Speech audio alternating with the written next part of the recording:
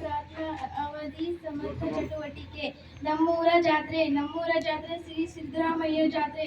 ಜಾತ್ರೆ ಅಂದರೆ ಸಂಭ್ರಮ.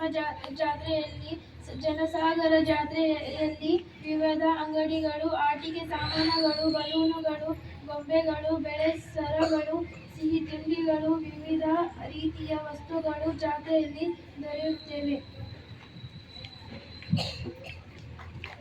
ನಮ್ಮ ಹಿರಿಯರು ಈ ಜಾತ್ರೆಗಳನ್ನು ಆಚರಣೆ ಮಾಡುತ್ತಿದ್ದರು.